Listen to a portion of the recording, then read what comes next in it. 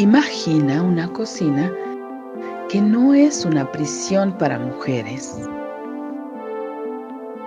Un lugar para condimentar, sazonar, sancochar la vida.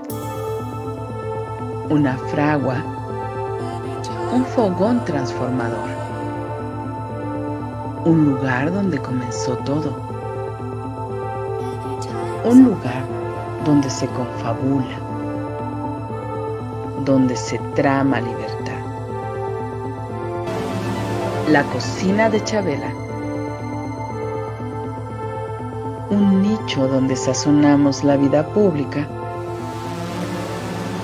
con pimienta feminista.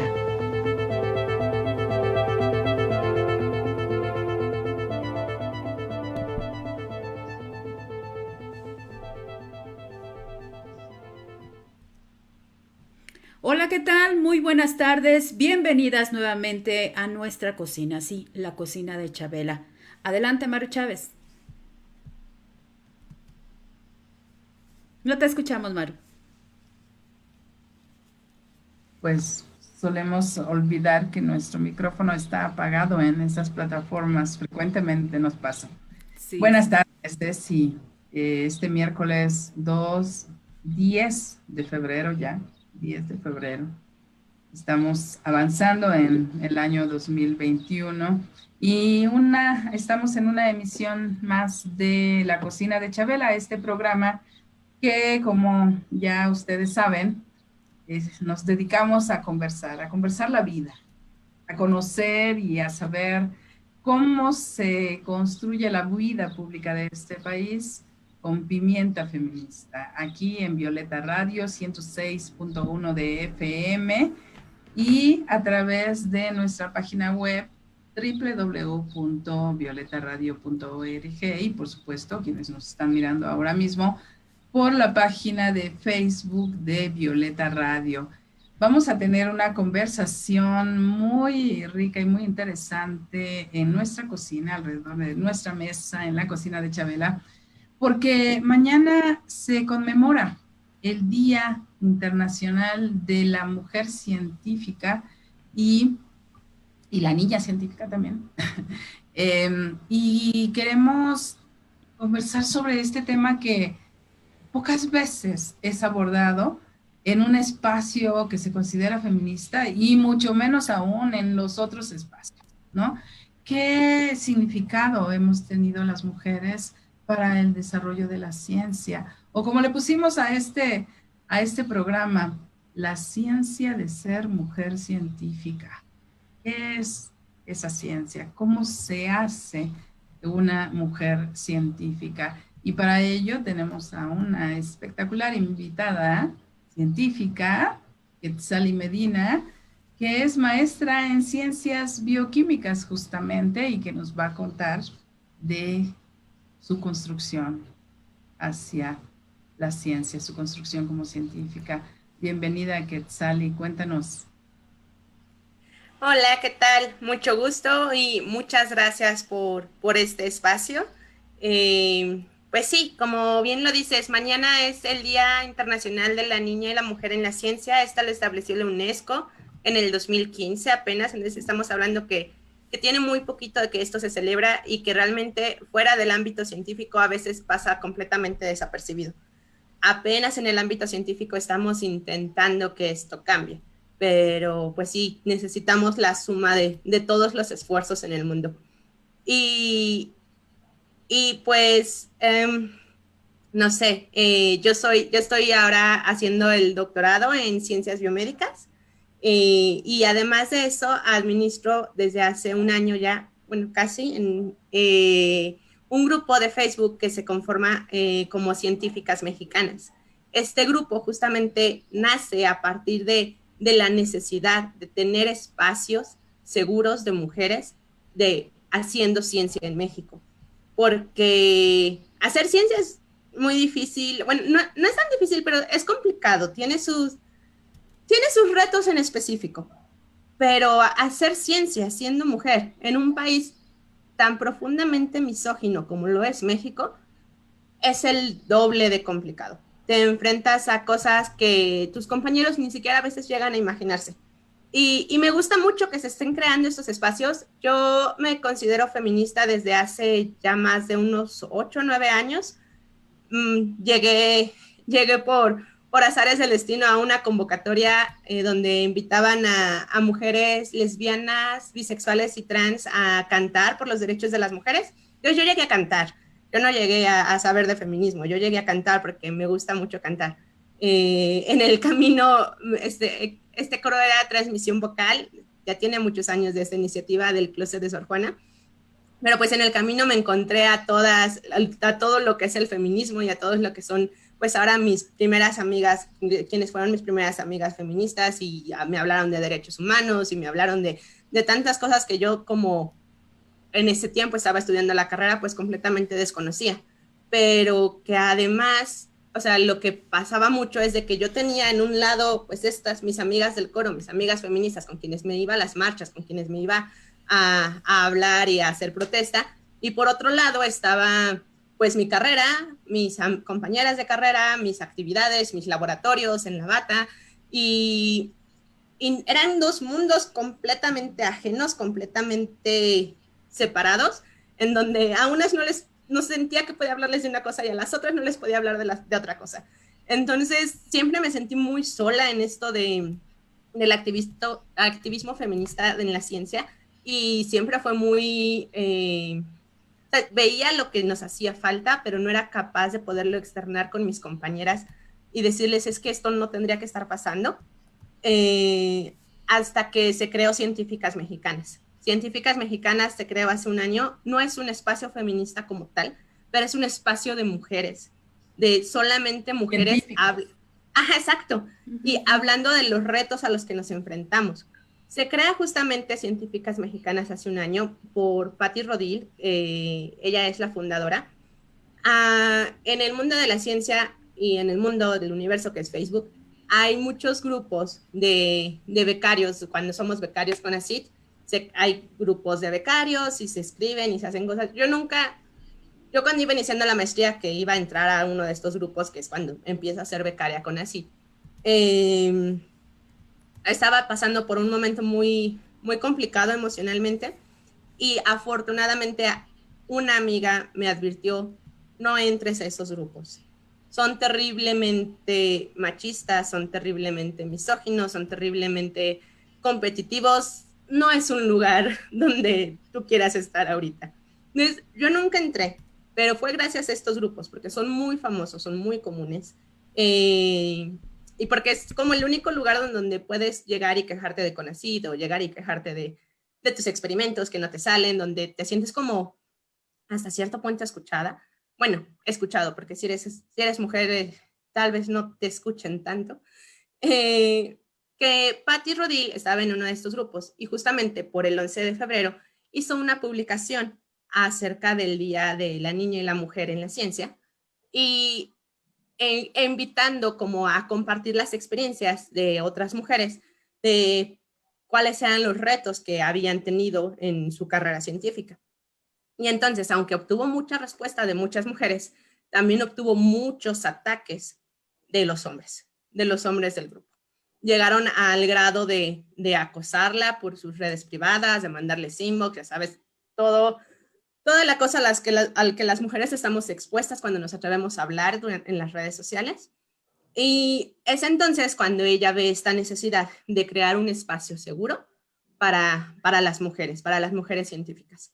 Y es por eso que 10 días después, el 21 de febrero, se crea un grupo, porque empezamos como un grupo de Facebook de amigas. O sea, Patti ingresó a sus amigas, las amigas de las amigas ingresaron a sus amigas, ahí es cuando yo entré, y así todas seguimos pues metiendo a nuestras amigas, ¿no? Porque era, así es como se crean las cosas. Creo que hay una frase que me gusta mucho que dice, para iniciar una revolución solo necesitas una amiga. Y así empezó este grupo, solo con amigas de las amigas, y así seguimos, y hasta el momento ya somos más de 15,000 amigas. Y yo entro a la administración, empiezo a administrar el grupo en marzo, cuando apenas éramos 400. También apenas me estaba yo preparando para mi entrevista de doctorado. ¿Y qué puede pasar? Es solamente administrar un grupo con 400 personas. No, ¿Qué no somos científicas tantas. están ahí en ese grupo? Habemos principalmente, justo como entramos de amigas de las amigas, sabemos principalmente del área 2, de las ciencias médico-biológicas, ciencias químicas y ciencias de la salud, principalmente. Sin embargo, nuestro objetivo es llegar a todas, a científicas de todas las áreas del conocimiento. También tenemos ingenieras, tenemos matemáticas, abogadas, de ciencias sociales, psicólogas, filósofas, médicas. También tenemos algunas diseñadoras, que son las menos, tenemos historiadoras, lingüistas. Tratamos, o sea, desafortunadamente, los porcentajes de las ciencias sociales son mucho menores, pero al menos desde administración es un esfuerzo que queremos hacer por incluir más mujeres de estas áreas. Nos cuesta trabajo porque no son mis conocidas, ¿sabes? O sea, yo tengo algunas, pero no es como las más de mis contactos. Entonces, necesitamos sumar esfuerzos y esa es una invitación abierta hacia escuchando, que manden su solicitud al grupo. Sí. Oye, Quetzali, es que respecto a esto que tú estás diciendo de quiénes estamos mirando los datos que ustedes nos proporcionan en su página, que está bien padre. Ahorita estamos compartiendo algunas imágenes en nuestra transmisión en Facebook. Y los datos que ustedes nos proporcionan, híjole, pues nos reflejan la urgencia de que estos esfuerzos de organización y de espacios en donde se visibilice lo que ustedes están haciendo, pues se hacen urgentes, y qué bueno que existe científicas mexicanas. Escucha, Maru, y escuchen las que nos acompañan. Alrededor del mundo, solo 1 de cada 7 ingenieras o ingenieros son mujeres. Solo 25% de los empleos del STEM están ocupados por mujeres. En industrias STEM, ¿me puedes decir qué es STEM? Son STEM, que es ciencia, bien. Tecnología, educación y matemáticas. Es que está en inglés. Science. Así es, bien. Ajá. Las mujeres ocupan del 13% de los puestos ejecutivos.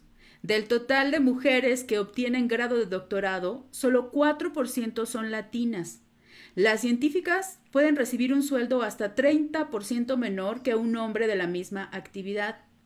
Las mujeres abandonan más las carreras STEM, bueno, entonces ahora ya entiendo que es así, principalmente debido a acoso y cuidado de la familia, esto de acuerdo con UNESCO Women in Science del 2019. Es algo de lo que podemos ver en su página. Justamente yo también quería preguntar, aunado a este término STEM, solo para ¿quién se considera científica? Para decir yo soy científica, ¿qué necesito? Justamente es un tema del que hablamos mucho en administración para aceptar solicitudes. ¿Desde cuándo te consideras científica? Desde que estás estudiando una carrera de ciencias, desde que estás en el bachillerato y sabes que quieres estudiar una carrera de ciencias, hasta que ya tienes un doctorado, hasta que ya escribiste tu primer paper. Realmente es una construcción bastante compleja. Yo creo que es algo de lo que te tienes que nombrar, o sea, de lo que tú misma te puedes considerar científica. Y no hay como parámetros, como metodológicos, hay ciertos requisitos que alguna institución dé y me dé mi certificado de científica. O sea, seguramente, lo peor es que seguramente sí debe haber alguien que haga eso, pero no, o sea, en científicas mexicanas no les vamos a pedir su carnet de científica para poder ingresar al grupo. De hecho, es algo muy bonito que tiene el grupo. Tenemos integrantes, igual son poquitas, pero tenemos integrantes desde que están cursando desde el bachillerato y que ya saben que quieren estudiar una carrera de ciencias y que quieren conocer qué es lo que les espera, qué es lo que hay allá afuera. Tenemos también muchas integrantes de nivel licenciatura o que están estudiando sus posgrados, como yo. Y tenemos también ya investigadoras consolidadas con plazas en las grandes universidades o inclusive, por ejemplo, Valeria Sousa, la doctora Valeria Sousa también está, que es como un gran referente de una científica mexicana, está en el grupo y aunque bien no es como que esté comentando todas las publicaciones, sí nos llega a hacer aportaciones, lo cual es muy importante y es muy enriquecedor. Es una comunidad completamente muy diversa, tanto en rango de edad como en las áreas de conocimiento. Justamente nos basamos en las que establece la UNESCO para admitir o para integrar a todas las científicas de todas las áreas. Porque esa ¿Y es otra cuáles cosa. son esas que establece la UNESCO? No me la sé de memoria. Pero justo lo que sucede a veces es de que las científicas que estamos en ciencias exactas llegamos a decir es que solamente si eres de ciencia, tecnología, ingeniería y matemáticas, es solamente es ciencia. Si estás haciendo algo como sociales o estás haciendo eso, no es ciencia. Y claro que no, esa es la base, la filosofía es la base de todas las ciencias. Y creo que es muy importante que lo reconozcamos, de esas cosas que nosotras mismas tenemos que seguir trabajando. Déjame, ahorita a ver si me recuerdo o puedo buscar el dato de cuáles son las ciencias que establece la UNESCO como ciencias, pero o sea, las incluye a todas las que de las que hemos estado platicando. También incluye humanidades y artes. Quetzalí, ¿tú en qué momento de tu vida dijiste quiero ser científica o voy a ser científica? Yo creo que de tomar la decisión fue entre quinto y sexto de primaria, cuando en la escuela, ¿sabes? Te piden que te están enseñando la célula animal, la célula vegetal, y te piden que hagas tus modelos. Yo recuerdo que mi mamá es bióloga, tiene su maestría en ciencias botánicas, y este tipo de tareas de ciencias naturales, que era en ese momento la materia en las que ella me ayudaba, realmente se convirtieron de los momentos en los que más disfrutaba de niña. Entonces siento que posiblemente es por eso que cuando yo veo, o sea, cuando entiendo lo que es la célula, cuando estoy haciendo mi modelo de mi célula animal, que además fue horrible porque justo antes de llegar a la escuela, el día que lo tenía que entregar, se me cayó y se destrozó todo. Lloré muchísimo, lloré desconsoladamente. Es cuando dije, quiero estudiar algo de esto, me quiero dedicar a ciencias de la vida, quiero seguir entendiendo qué es esto. Luego ya en segundo de secundaria, que empezamos a ver leyes de Mendel, genética, ya, o sea, yo enamoradísima de la genética. Entonces, más o menos para esa edad yo ya estaba completamente decidida que mi carrera tenía que ser genética. En mi casa, todos mis hermanos y todas mis hermanas, soy la quinta de 6 hermanos y hermanas, todos son ingenieros. Entonces, yo en ese momento, lo único que pensaba era como, quiero hacer ingeniería genética. Todavía no entendía, todavía no sabía bien como qué carreras o qué mundo de posibilidades había. Y durante la vocacional, el bachillerato, se presentaron muchas dificultades. Dejé la escuela 2 años, creí que ya no iba a continuar con esto, pero al final pude ingresar a la carrera que quería y estar haciendo ahorita mi doctorado en algo a lo que siempre soñé. Para mí es todo literal, es un sueño hecho realidad. Ya. Quetzalí, el patriarcado nos ha impuesto un estereotipo de las mujeres científicas, ¿no? Aquella que es muy seria, que se la pasa encerrada en los libros, con lentes, que es antisocial, que vive solamente para el estudio y que es aburrida, ¿no? Que no ejerce su sexualidad. Exactamente, que no ejerces. Dijiste lo más importante, Maro. Háblanos de esto, porque iniciaste contándonos que, bueno, tú te incorporas, te llama la atención una convocatoria, cantas. ¿Cómo es remar a contracorriente de estos jodidos estereotipos? Es como parte de ese título que nos ha propuesto Maru, ¿no? La ciencia de ser científicas en México. Claro, sí, y justo típicas referentes científicos que puedes encontrar, o sea, la típica que puedes encontrar en las películas o en las series, o son dos como muy específicos, o justo científica que acabas de describir, que además ni tiene familia, ni nada, se la vive encerrada en su laboratorio, no habla con nadie, así, un extremo, y el otro, la científica hipersexualizada, que ni siquiera está haciendo como ciencia y que más bien la ponen como, pues, se ve linda en bata, y es muy complejo. Es muy complejo quitártelos primero tú de encima. Es muy difícil entender que puedes hacer muchas más cosas además de ciencia. Y de repente te sientes, o sea, insisto, yo me sentía como muy con mis mundos muy separados. En un lado el canto, en un lado el feminismo y en el otro lado la ciencia. Y sentía que no podían compaginar. Y además sentía que era la única que estaba pasando por eso.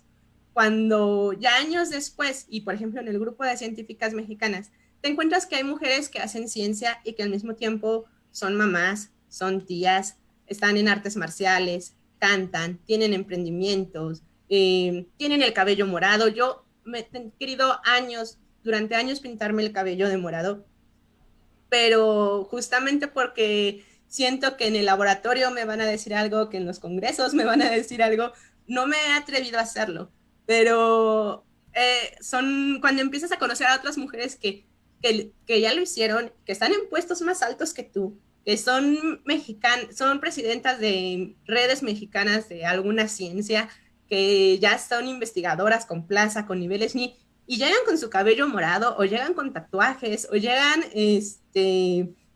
hablando de otras cosas, no solamente de ciencia, es cuando estos estereotipos se pueden empezar a romper. Y primero los internos, o sea, creo que es muy importante antes de poder romperlos hacia afuera y hacia el mundo y decir esto no es así, primero es muy importante romperlos hacia ti misma, porque no los creemos, o sea, crecemos con eso, crecemos con la idea. Me acuerdo muchísimo que crecí con la idea de que una mujer inteligente no puede ser bonita, más bien al revés, que una mujer bonita no puede ser inteligente.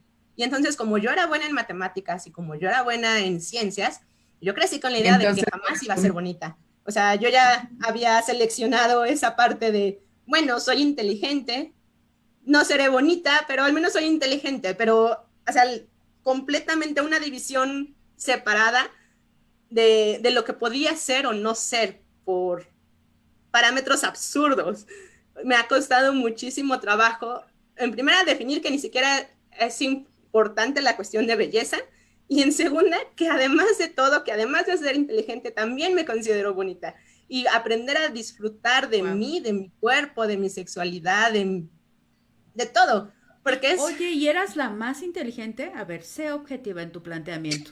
Y en esos grupos en donde tú te sabías inteligente, defendías tu condición de ser la más inteligente entre una mayoría de hombres. ¿Cómo estuvo ese ambiente en las aulas, en tu proceso de formación académica? No, no me sabía la más inteligente. Sabía que era inteligente, pero nunca tuve la suficiente confianza como para decir soy la más inteligente. Y esa es otra cosa que igual se va a tratar, es muy importante, lo hablamos mucho en el grupo y va a estar dentro de una de las pláticas muy importantes dentro del aniversario, lo que es el síndrome de impostor, que yo le diría síndrome de impostora porque a los hombres les da como medio asintomático. ¿Qué significa? ¿Qué significa? Cuando hablas de síndrome de impostor, ¿qué significa? Y cuando hablas de síndrome de impostora, ¿qué?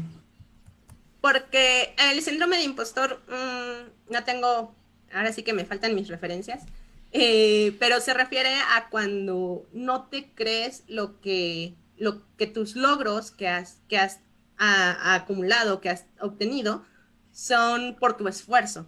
Cuando crees que fueron por un golpe de suerte, porque estabas en el lugar correcto, y tienes el miedo, tienes la ansiedad de que en cualquier momento, en cualquier reto, en cualquier entrevista, se van a dar cuenta de que eres un impostor.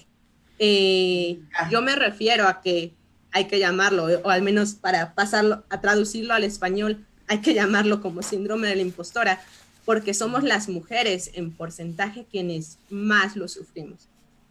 Sí, también hay Sentimos hombres que no que nos merecemos lo que tenemos en un momento dado relacionado con nuestro conocimiento, con nuestra nuestras capacidades y nuestro capacidades, esfuerzo. exacto. Mm, Ujú. Sí, sí, creo que sí lo conozco. sí, sí, definitivamente. Y es algo muy curioso porque, o sea, hasta es como algo que sabes que está ahí, que sabes que les pasa a tus amigas, que sabes que le pasa a tus compañeras, pero hasta que no conoces el nombre, dices, ah, no es mi problema, no es algo que solo me pasa a mí, es algo que está sucediendo por todo, o sea, hasta que le puedes poner el nombre, te das cuenta que es algo en lo que estás inmersa. Eh, Como las mujeres no somos capaces, y creo que lo hemos vivido sobre todo en la adolescencia. Yo me recuerdo como en la adolescencia intentando encajar en el estereotipo de que pues las niñas, las adolescentes, no tendríamos que aspirar a ser científicas. Justamente por eso hace un rato comentaba que, o más bien te preguntaba, sobre en qué momento decides voy a ser científica, porque creo que la adolescencia es un periodo clave para tener la claridad respecto de lo que queremos ser y muchas veces yo incluso con mi hija tuve esas conversaciones de, es que son niñas muy inteligentes, pero no se atreven a reconocer y a asumir la inteligencia y están pretendiendo ajustarse más bien al modelo de las niñas bonitas, sobre todo en la adolescencia, ¿no? Que es cuando sí, la cosa. sí, sí, es una cosa muy complicada porque justo se han hecho estudios que las niñas y los niños tienen las mismas capacidades intelectuales y cognitivas. Se les ha hecho estudios, inclusive en matemáticas y en estas ciencias de comprensión lógica matemática, antes de los 8 años, las niñas van arriba en el desempeño de matemáticas y otras áreas. El problema es a los 8 años, cuando empiezan a ser conscientes o les empiezan a llegar todos estos estereotipos y todas estas cosas que se esperan de ellas, que entonces su desarrollo empieza a disminuir y se empiezan a considerar a sí mismas como menos capaces. Sí, Y, y es algo muy terrible, Pero tú a qué sinceramente. lo atribuyes, tú, o sea, ahora ya lo analizas así, pero ¿y a qué lo atribuyes? ¿Tu análisis te ha permitido definir en dónde está el origen de eso? Pues simplemente cuando llegamos, o sea, si nos ponemos, si somos realmente muy conscientes, o sea, a mí me cuesta mucho trabajo, inclusive ya siendo como consciente de esto, llegar con mis sobrinas y no decirles qué bonita te ves. O sea, intento Sí. ahora, además, es el primer paso, o sea, lo primero que me sale es qué bonita te ves, porque para mí son mi vida, mis sobrinas son una Ujú. cosa adorable, pero luego hago como conciencia de todo y digo, bueno, sí, es muy bonita, es muy linda, es una niña muy preciosa, pero eso todo el mundo todo el tiempo se lo está diciendo. ¿Cuándo le decimos a una niña qué valiente eres, qué inteligente eres, claro, qué creativa Claro. eres? sí, sí, Cosa sí. que con los niños, o sea, primero cuando o sea, es muy difícil que a un niño lleguen y le digan, ay, te ves bonito, porque si está el papá por ahí va a decir, ¿cómo qué bonito? ¿No? O sea, mi niño es un hombre, es como es un niño. Eh, esta forma en que le hablamos diferente, de forma inconsciente, porque es al final los adultos lo estamos haciendo de forma inconsciente, es lo que tenemos patrones aprendidos desde generaciones atrás, pero esta forma en que le hablamos diferente a los niños y a las niñas va a afectar completamente su desarrollo. Si a una niña solamente está escuchando que es bonita, que es educada, que es calladita, y eso lo está recibiendo como halagos durante todo el tiempo, o sea, porque no tiene nada de malo que llegue una vez una persona y se lo diga, pero el problema es que no solo es una persona, solo una vez, es que es lo único que escuchan, lo único que creen que es lo correcto para ellas. Y al contrario, si de repente es una niña que como yo no tenía como modales de niña buena y se subía con todo el vestido rosa que le había puesto su mamá, se subía y se trepaba a un árbol, pues la regañamos porque ya rompió el vestido rosa que... Claro, además nuevo, lo acaban de comprar. Exacto, ¿no? Y esa niña pues ni idea ni de por qué era especial el vestido rosa y ella solamente quería divertirse subiendo un árbol para encontrar algún insecto. Claro. Este tipo de... y a los hombres no les... A los niños no les hacen eso. A los niños es como, qué intrépido, ¿viste cómo escaló tan rápido? O sea, este tipo de referirnos a los niños y a las niñas de forma tan diferente, pues definitivamente, o sea, va a ir cambiando la forma y las aspiraciones y lo que se creen capaces de poder hacer. Y esto sigue todo durante toda la carrera, o sea, es básico a los 7, 8 años, pero lo seguimos viendo a través de la universidad, la primaria, el bachillerato, nos siguen tratando diferente. Quetzali, relacionado con eso, entonces podríamos decir que en México hay condiciones para que las niñas se formen como científicas. ¿Existe una política pública que fomente, apoye, fortalezca los deseos de las niñas que desean ser científicas? No estoy como del todo segura. Pienso que ya debe haber, pero así a la mano no podría darte como el dato de sí, esta organización se encarga específicamente de esto. Quien ha hecho mucho trabajo, o al menos en redes sociales, no sé qué tanto en la vida, o sea, qué tanto impacto realmente esté teniendo, pues es el INMujeres. El INMujeres a veces en redes sociales sí veo que trata estos temas específicos. Hay organizaciones civiles que se encargan de esto, pero no sé si desde gobierno específicamente haya una política específica para las niñas. Sí se intenta, o sea, se ha intentado de diferentes ámbitos, se ha intentado pues simplemente que al integrar a los niños y a las niñas como en general hacia las ciencias, pero una política activa o al menos lo suficientemente activa como para que yo esté enterada, que a mí me gusta mucho la educación. Yo fui maestra, he ejercido docencia a nivel bachillerato y a nivel universidad, y por eso coincido que en bachillerato es como un punto muy importante para poder impulsar estas vocaciones científicas.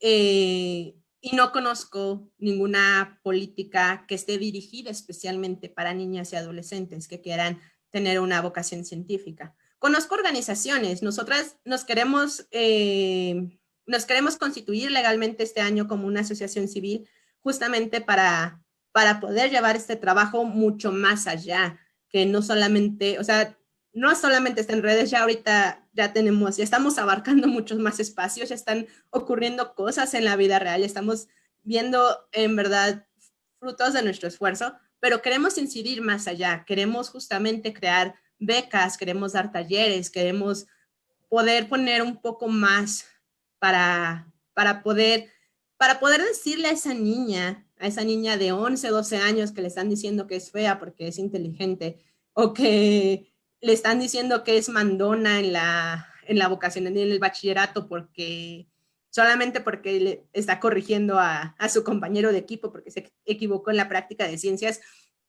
Decirles a esas niñas, a esas adolescentes que ellas pueden, que ellas tienen todo el potencial para ser científicas, que ya muchas pasamos por eso y estamos aquí para apoyarlas, para hacerles el camino más sencillo y para que puedan lograrlo. Pero vamos, apenas es nuestro primer año. Queremos comernos al mundo, queremos hacer un montón de cosas, tenemos un montón de coordinaciones, iniciativas y todo por hacer, pero hay mucho por lo que trabajar. Falta muchísimo en todo. Definitivamente, pero creo también que, es decir, las mujeres científicas y las mujeres feministas que trabajamos desde el ámbito de la sociedad civil, desde la ciudadanía, tenemos mucho que hacer, pero creo también que es una responsabilidad del Estado que se creen condiciones, programas especiales para la formación de niñas científicas, de adolescentes científicas. Y otro ámbito que me parece muy importante mencionar y que lo conversábamos antes de iniciar el programa, tiene que ver con las condiciones que también existen en los hogares. Decíamos de las dificultades que tú tenías para poder acudir a hacer tus estudios en Ciudad Universitaria, en la Ciudad de México, y que vivías en el Estado de México y las horas que tenías que viajar. Y hablábamos de lo que decía Virginia Woolf, de las mujeres necesitamos tener una habitación propia para poder centrarnos en nuestra formación, ¿no? Sí, definitivamente es el ámbito, lo que se refiere al hogar, es muy importante en el desarrollo de las mujeres en sus carreras, no solo científicas, en su desarrollo en general. Ahora, o sea, las desigualdades en la ciencia han sido evidentes desde mucho antes de pandemia, pero han sido el doble de evidentes ahora que inició el confinamiento y ahora que tenemos que estar trabajando desde nuestras casas. Se ha hablado mucho de la doble, triple jornada que tenemos las mujeres científicas, de que no solamente tenemos que estar al frente de un laboratorio, no solamente tenemos que estar corriendo experimentos, no solamente tenemos que estar escribiendo artículos, también tenemos que dedicarnos a los niños, a los hijos, hijas, al cuidado del hogar, al cuidado de los padres, todas estas actividades de cuidado que nos exigen en nuestros hogares. Y bueno, de forma personal, yo vivo sola, entonces a mí como persona, como Quetzali, este aspecto no se me ve atravesado. Sin embargo, se reportó que a partir de que las escuelas se suspendieron, de que los niños y niñas están en casa, de que todo el mundo está en casa, las publicaciones de mujeres disminuyeron aún más. Y las de los hombres, durante estos meses de confinamiento, las publicaciones, los papers, han aumentado. Entonces, justo este tipo de situaciones de emergencia mundial, una emergencia sanitaria, llegan a acentuar más las diferencias y los esfuerzos que tenemos que hacer el doble o el triple las mujeres para poder sacar el mismo resultado que los hombres. Porque, claro, los hombres están trabajando desde casa y tienen en general su estudio y tiene que ser la mujer, si están viviendo en pareja o están viviendo en familia, la mujer es quien hace la comida, la mujer es quien mantiene a los niños con las actividades en casa, haciendo sus tareas, que no griten durante la junta del papá, que todo este tipo de, pues ahora sí, o sea, de lo que nosotras estamos tan conscientes que sucede, este tipo de situaciones se acentúan más aún. Y es algo de lo que se ha podido hablar dentro del grupo, porque muchas estaban muy desesperadas, muchas que son mamás estaban como nosotras, o sea, ya no sé qué hacer, no he podido publicar nada, no he podido avanzar en mi tesis, duermo a los niños a las 12, 1 de la mañana y a esa hora me tengo yo que poner a escribir. Apenas si puedo escribir durante media hora, 1 hora, y me tengo que levantar a las 6, 7 de la mañana para poder atender a mi esposo, porque él entra a junta a las 9. Tremendo.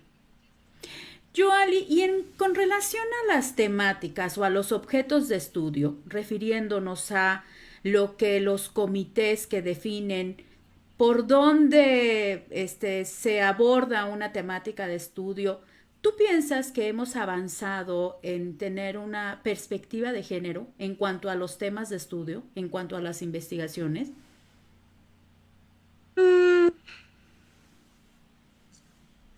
O sea, lo pregunto porque me imagino que desde el punto de vista científico de un hombre, a lo mejor en su espectro no está la contemplación de algunas temáticas que para nosotras son importantes. A eso me refiero. Sí, creo que sí se ha avanzado. Muy lento, definitivamente muy lento y falta muchísimo más, pero creo que justamente se ha avanzado porque cada vez somos más mujeres que estamos llegando a a puestos más altos, a ser jefas de laboratorios de investigación, a ser jefas de proyectos, y esto va a permitir que haya un cambio. Es muy lento, pero justo si ahorita me vienen a la mente varios proyectos de amigas y de compañeras que tienen esta perspectiva de género que antes no se había abordado. O sea, y estoy hablando de proyectos como la importancia de la diabetes durante el embarazo, de diferentes marcadores moleculares y cómo van a afectar el embarazo. Y que le están estudiando científicas mujeres, científicas que son mamás. También otro tema que ya se ha propuesto en el grupo y queremos ver como a ver si alguna se atreve a llevarlos a sus laboratorios, pues es justamente todo este tema de menstruación durante la pandemia, que a todas nos, o sea, tenemos los datos, o sea, tenemos como datos de vivenciales, de anecdóticos, de, pues a mí se me atrasó, a mí se me adelantó, a mí se me hizo súper irregular, a mí no me ha bajado desde que inició la pandemia, y no estoy embarazada, lo juro. Y que son cosas que no se estudian, que falta mucho, y que se ha propuesto así como, bueno, pues hay que saber por qué esto está sucediendo. Estos estudios de endocrinología, también hay algún protocolo por ahí de que a partir del uso, de la popularización de la copa menstrual, se ha podido llevar un mejor estudio de qué componentes tiene exactamente la sangre menstrual y poder separarlos y poder estudiarla, que sí, que antes se podía hacer, pero que ahorita a partir de la popularización del uso de copa menstrual, pues es mucho más sencillo acceder a ella. Este protocolo ha de tener como 2-3 años.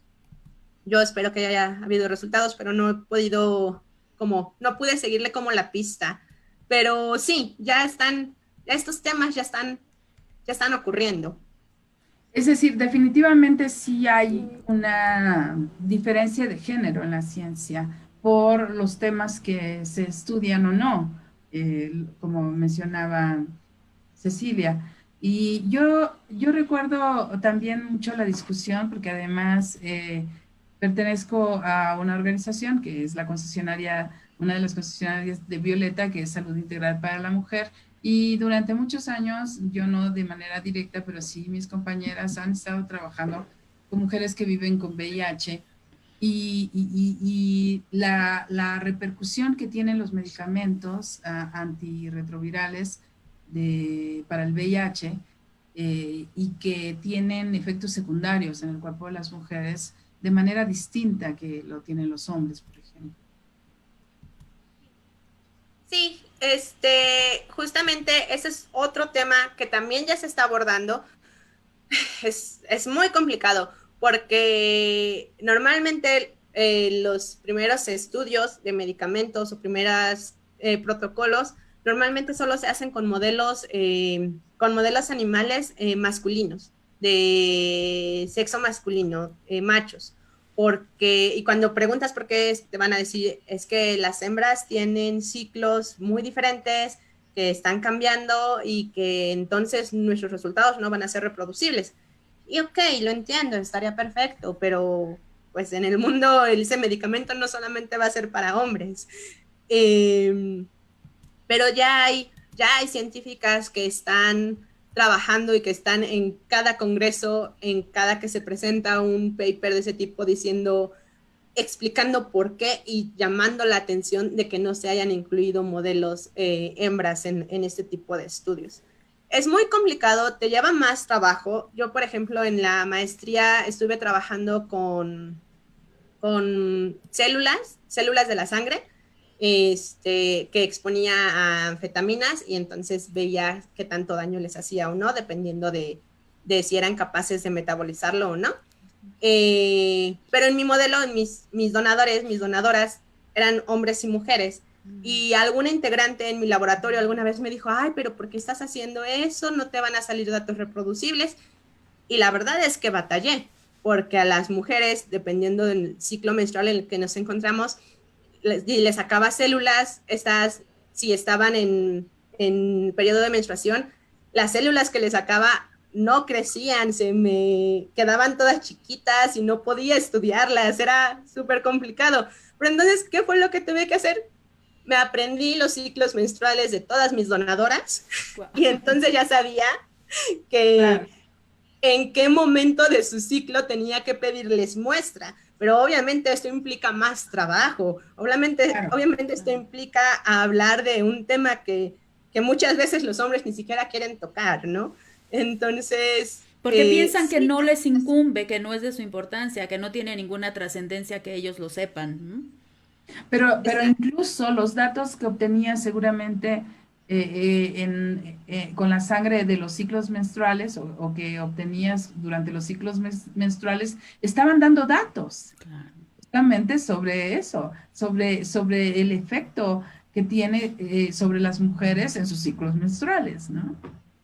Sí, exactamente. Solo que, o sea, lleva más trabajo analizarlo, lleva más trabajo hacer más repeticiones para que tengas algo estadísticamente de importancia significativa. O sea, es más trabajo, pero no por eso se tiene que dejar de hacer, es igualmente de importante si el objetivo de la ciencia es crear conocimiento y queremos que este conocimiento sea universal, no podemos solamente decir, ay, pues como es más trabajo ya no lo voy a hacer.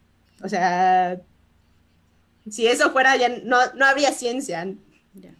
Quetzali, quiero compartirte, porque estás recibiendo algunos mensajes. Dice Yowali Domínguez, te saluda y nos saluda a todas. Clameira, vénganse a echar un taquito mientras preparamos la comedera. Ah, bueno. Mundo Mujer, un abrazo a todas. Dice también Yoali, ¿hay discriminación en el mundo de la ciencia? ¿Cómo se pueden visibilizar a las científicas mexicanas? Bueno, hemos hablado ya de esto algunos minutos. Soy fan de Radio Violeta y Científicas Mexicanas. Gracias por la charla. Le está gustando, dice que está increíble.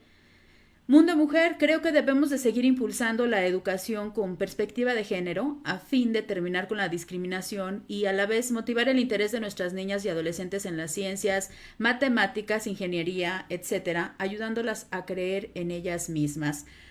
Pues esto es lo que te están enviando.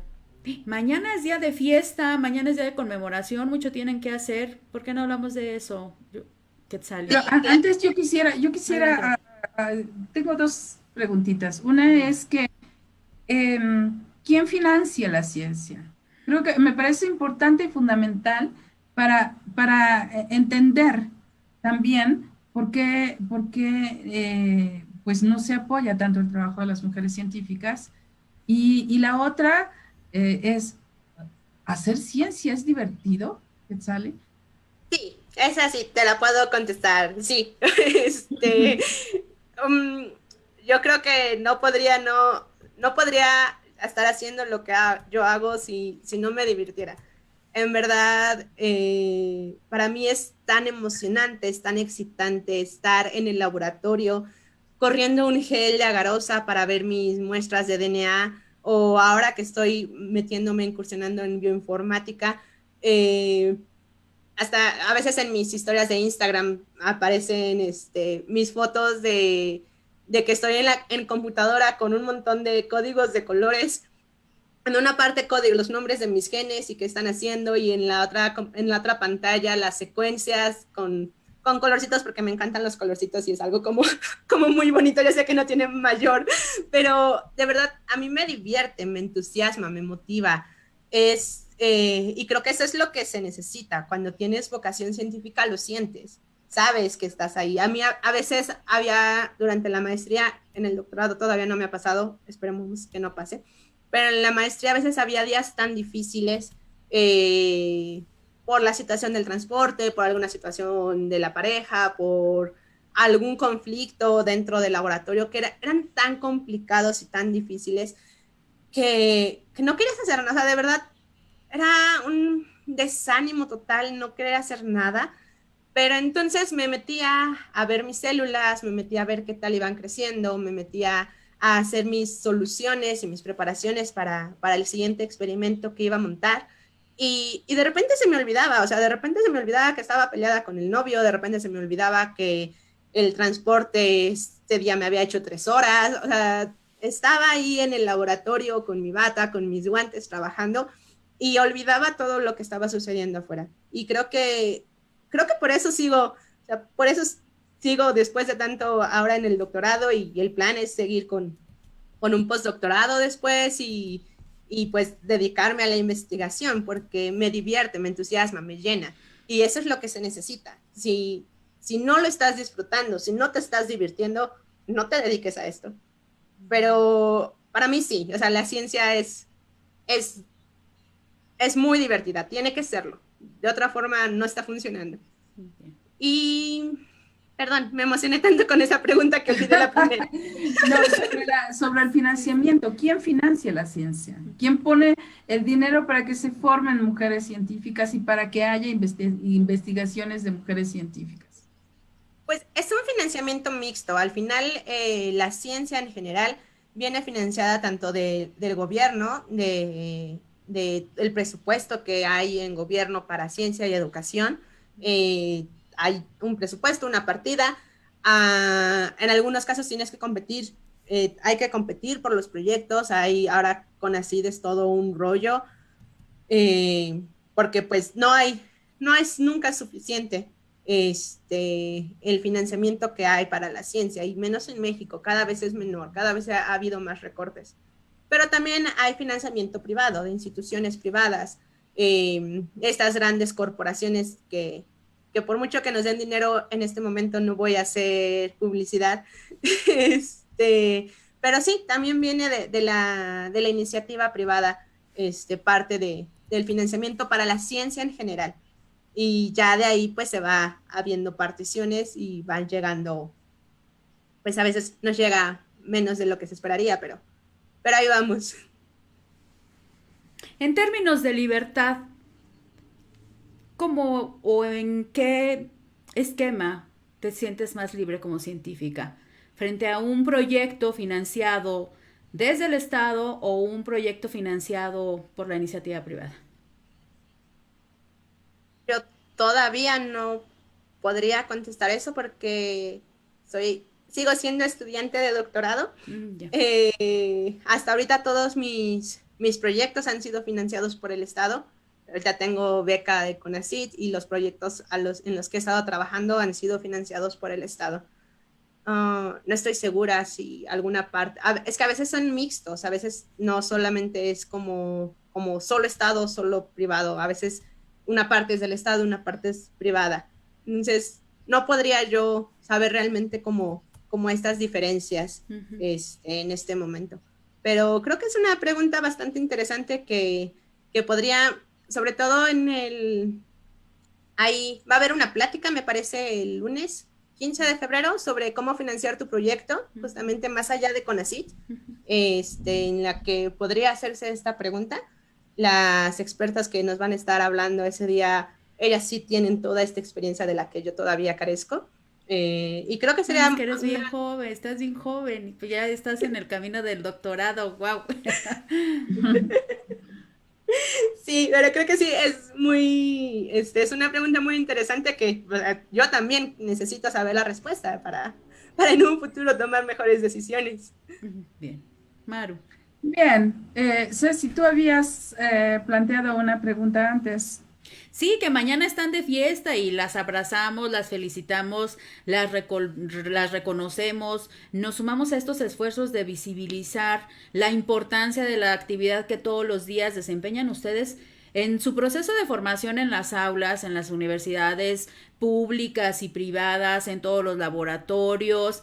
Pero este esfuerzo de organizarse en manada, ¿no? De organizarse en científicas mexicanas, me encanta. ¿Cómo ha sido este proceso de conformación? Porque están cumpliendo un año también.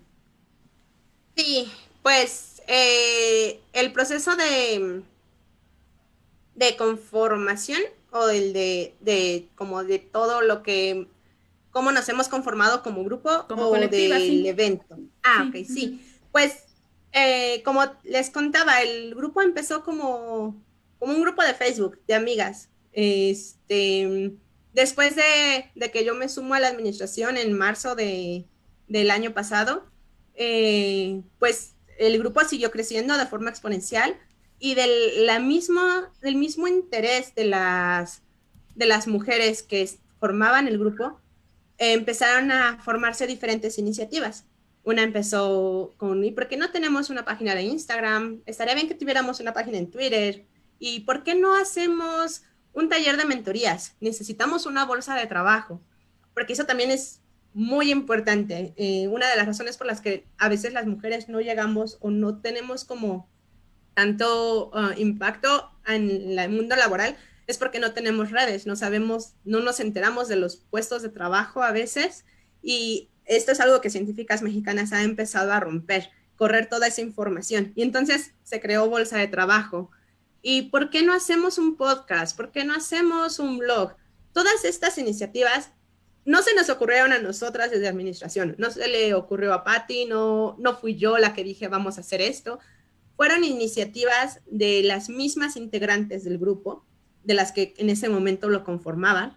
Y entonces, pues como administración lo único que hicimos fue sacar la convocatoria, apuntamos todo lo que nos habían dicho, sacamos una convocatoria para quienes quisieran ser coordinadoras y quienes quisieran estar dentro del equipo de trabajo. Nosotras elegimos a las coordinadoras con base a la información que nos dieron, y luego a las coordinadoras les dijimos, estas fueron las que se postularon que quieren trabajar con ustedes en esta iniciativa. Elijan a quienes ustedes quieren trabajar. Y de esta forma se conformaron todas las coordinaciones que tenemos en este momento. En este momento tenemos página de Facebook, también ya con más de 16,000 seguidores. Wow. Tenemos página de Instagram como con unos 8,000, Twitter como con unos 6,000. Tenemos podcast en Spotify, tenemos un blog que está en nuestra página de Científicas Mexicanas. Tenemos también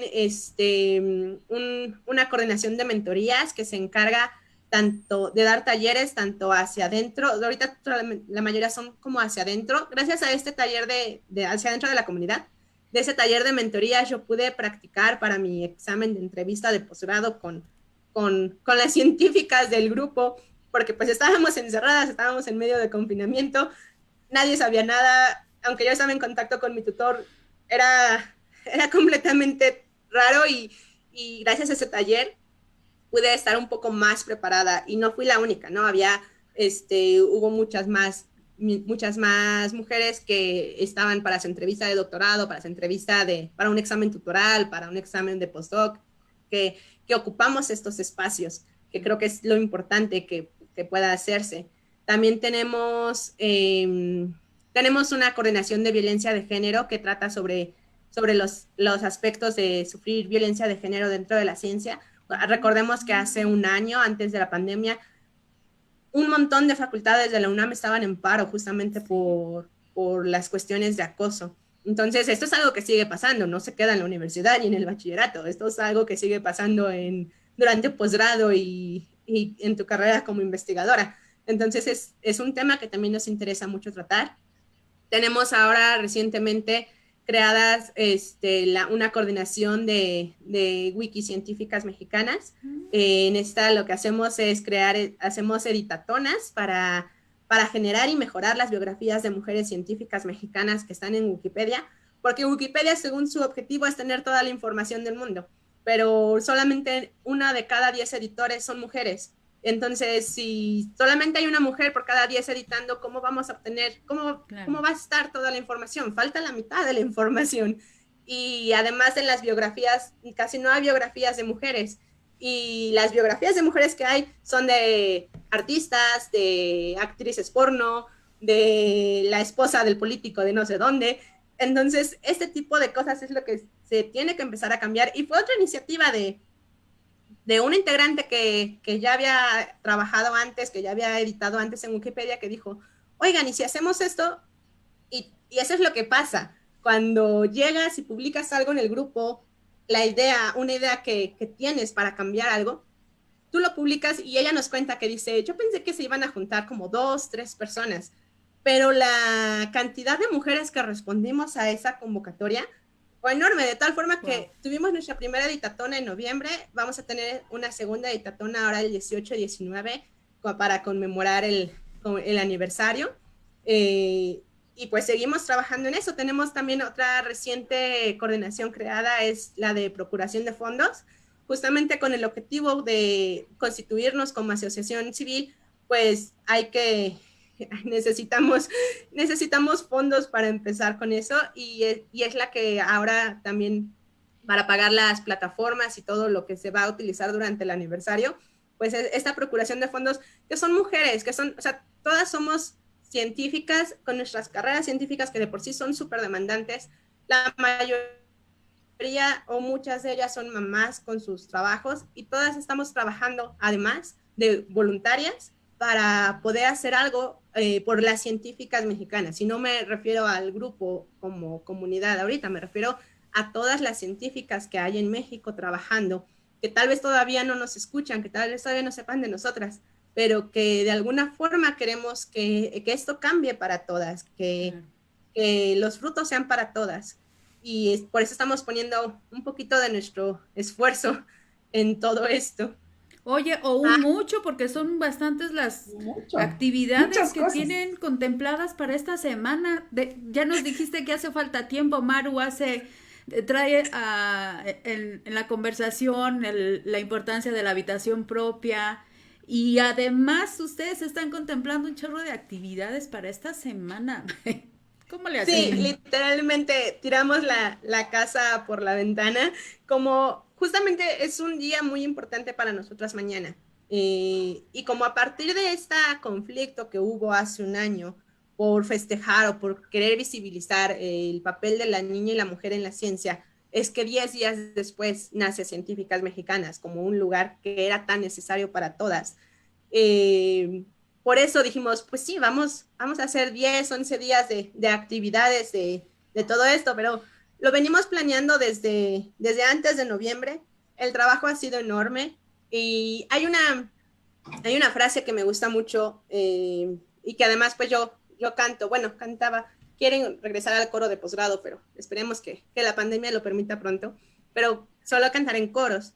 Y hay una frase que dice que si un coro puede mantener una nota tan alta durante tanto tiempo, es porque estamos cantando en conjunto. Y entonces, si a una integrante se le acaba el aire, no se va a notar, que mientras no lo hagamos todas al mismo tiempo, no se nota cuando se detiene a respirar y puede volver a mantener la nota de nuevo. Y entonces, si a otra integrante se le acaba después de eso el aire y necesita respirar, de nuevo puede, y no se nota, el esfuerzo no cae, la nota no cae, la calidad del sonido no cae, porque estamos todas trabajando en conjunto y estamos todas trabajando en equipo.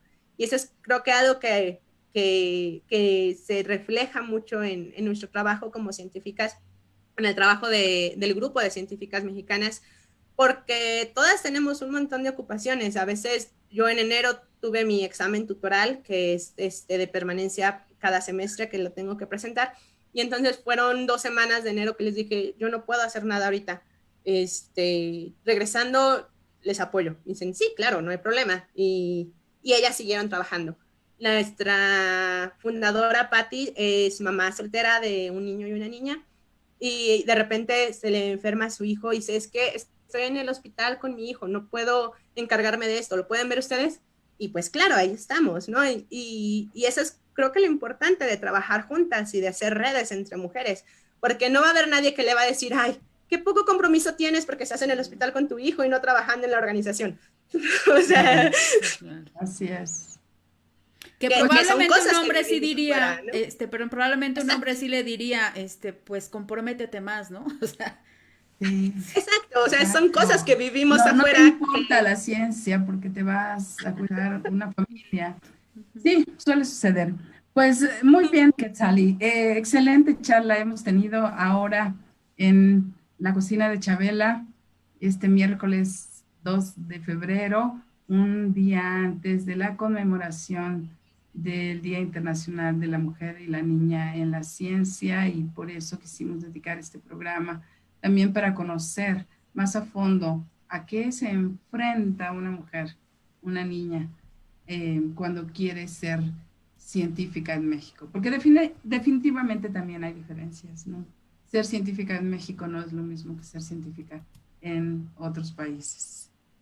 Pues muchísimas gracias por habernos compartido toda tu experiencia, tu vivencia y tu entusiasmo enorme por la ciencia, Quetzali. Quiero decir también que en Violeta Radio las mujeres científicas tienen un espacio. Hablemos de eso después. Sí, esa voz nos Claro agrada. que sí, pues les agradezco mucho el espacio aquí. Sí, pues muchas gracias, les agradezco mucho el espacio, espero que sí, que en un futuro podamos seguir hablando de esto. Creo que es sumamente necesario en todas las áreas, en todos los espacios, que se sepa. Y pues nada, no me queda más que invitarlas a que nos sigan a partir de mañana. Pues vamos a tener, mañana es la inauguración y hasta el 21 vamos a tener una serie de actividades muy interesantes para niñas, para jóvenes, para mujeres, de los retos, de nuestras experiencias, de lo que nos ha costado, pero también de los logros que hemos tenido.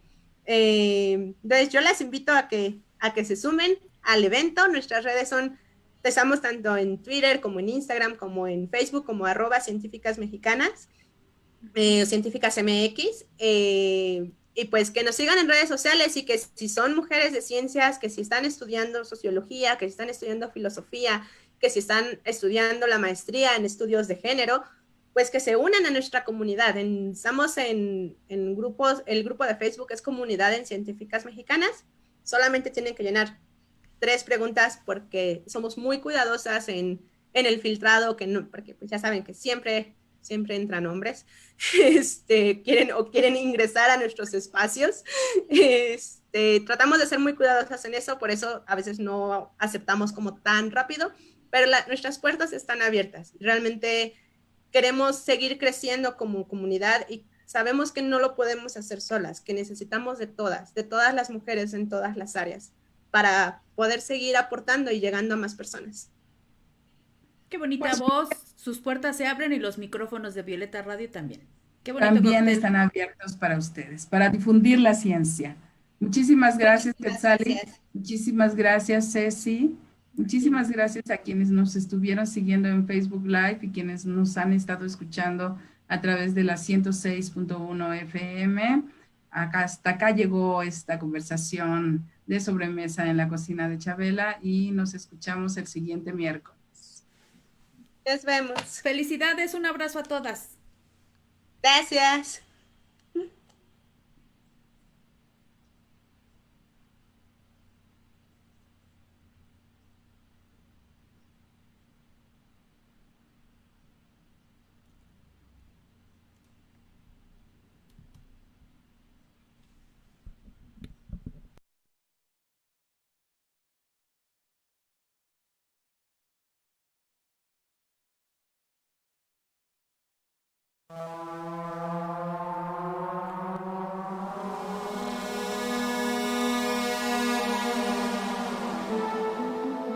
Imagina una cocina que no es una prisión para mujeres. Un lugar para condimentar, sazonar, sancochar la vida. Una fragua, un fogón transformador. Un lugar donde comenzó todo. Un lugar donde se confabula, donde se trama libertad. La cocina de Chabela. Un nicho donde sazonamos la vida pública con pimienta feminista.